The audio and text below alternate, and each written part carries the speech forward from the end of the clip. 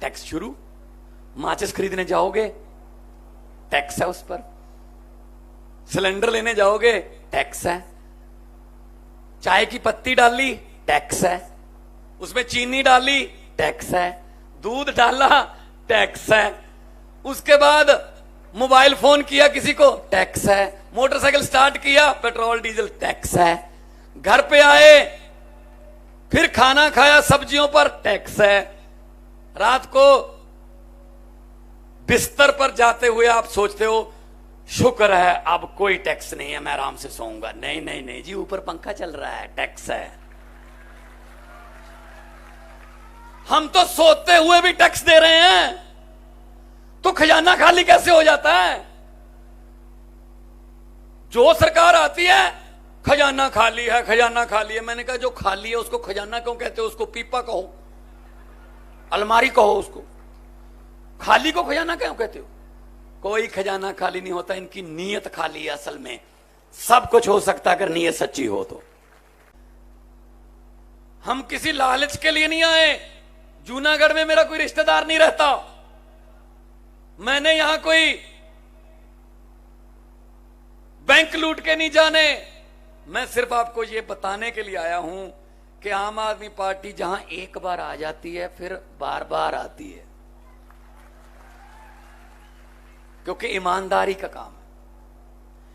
मैं देख रहा था आज कितनी सुंदर धरती, क्या नहीं दिया भगवान ने हमको। पहाड़ दिए, समुंदर दिया, मारूथल दिया, कोयला हमारे पास है, हर किस्म का मौसम हमारे पास है, ईमानदार लोग हैं। कमी है तो सिर्फ सच्ची नीयत और ईमानदार सरकारों की कमी है। दिसंबर में वो भी पूरी हो जाएगी। अब मुझे ये नहीं पता कि आपके अच्छे दिन आए हैं या ना, लेकिन मुझे ये पता है अच्छे दिन पता नहीं आएंगे या नहीं आएंगे, दिसंबर के बाद केजरीवाल जी वाले सच्चे दिन जरूर आने वाले हैं।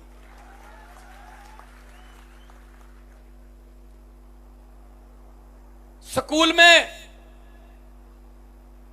बच्चा जब दाखिल कराते हैं, सबसे पहले फीस की चिंता होती है। इन्होंने क्या किया? इन्होंने दोनों ने मिलकर, बीजेपी कांग्रेस ने, इन्होंने सरकारी जिस भी चीज के सामने सरकारी लगता है वो खत्म कर दी और प्राइवेट वालों को एक मार्केट बना के दे दी। सरकारी स्कूल खत्म कर दिए और प्राइवेट स्कूल वालों को कहा देखो हमने सरकारी स्कूलों में पढ़ाई बेकार कर दी, बेड़ा गर्क कर दिया सरकारी स्कूलों का, अब कोई नहीं वहां पढ़ाएगा, मजबूरन प्राइवेट में पढ़ाना पड़ेगा, तुम स्कूल बना लो, हमारा हिस्सा बताओ कितना है। उन्होंने बना लिए शीशे वाले बड़े बड़े स्कूल, ऐसे अस्पतालों का हाल किया। फिर प्राइवेट वालों को कहा देखो अस्पताल हमने बिल्कुल बेकार कर दिए, सरकारी अस्पताल में कोई नहीं जाता इलाज कराने के लिए, लोगों को मजबूरन आपके हॉस्पिटल में आना पड़ेगा, प्राइवेट खोल लो, हमारा हिस्सा बताओ कितना है। सरकारी बसें, सब सरकारी सड़कें। मैं आया अभी जब रास्ते में, तो मैंने कहा जी आपने कहा था सड़क जाती है उधर को, सड़क में गड्ढे देखे थे, गड्ढों में सड़क पहली बार देखी है।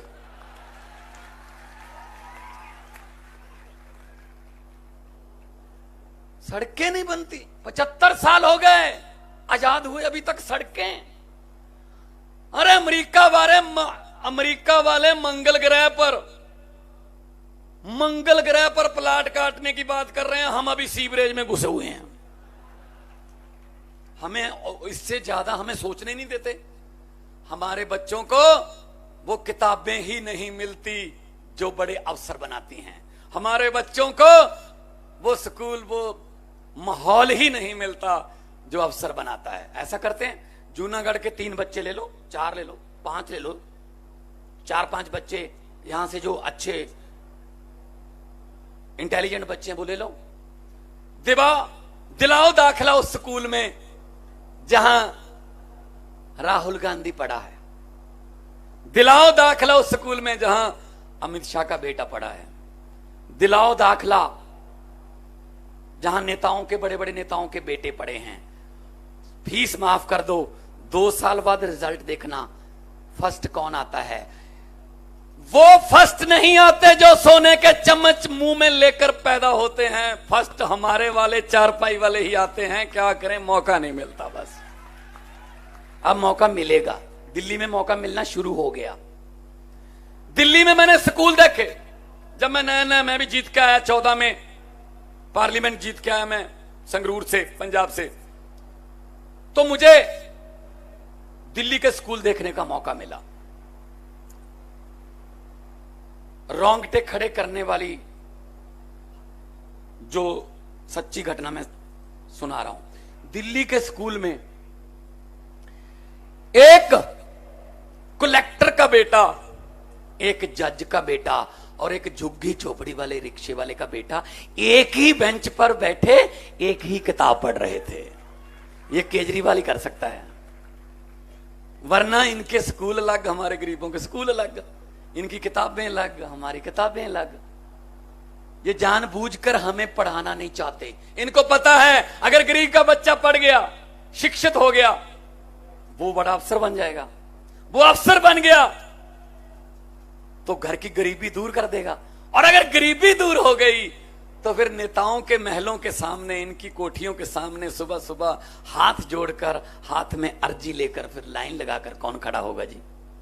इसलिए ये हमारे बच्चों को पढ़ने नहीं देते। जानबूझकर इनको धर्म जाति इधर इधर रखो बस। सो आप पवित्र धरती के लोग हो।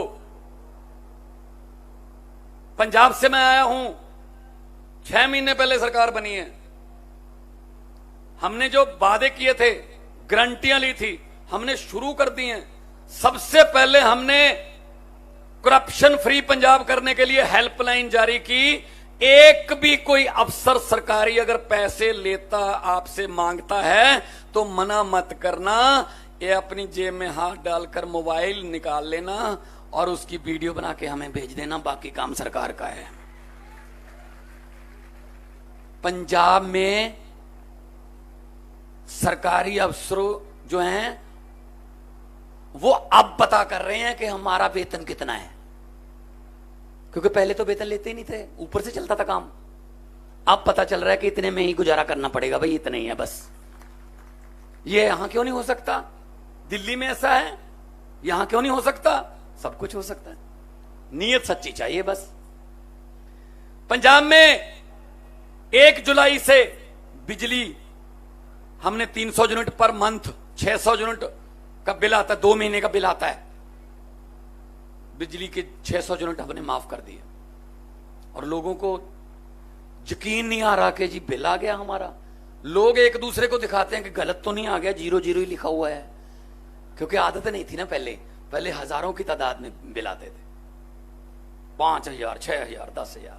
क्यों आते हैं भी? हर टैक्स हमारे लिए। आप लोग ऐसा मत सोचो कि हम टैक्स नहीं देते जी, हमें क्या, जो बैंक लूट के भाग गया, विजय माल्या भाग गया, हमारा पैसा थोड़ी लेके गया। अरे भाई, अपनी पैसा लेके गया है, तुम लोग टैक्स देते हो।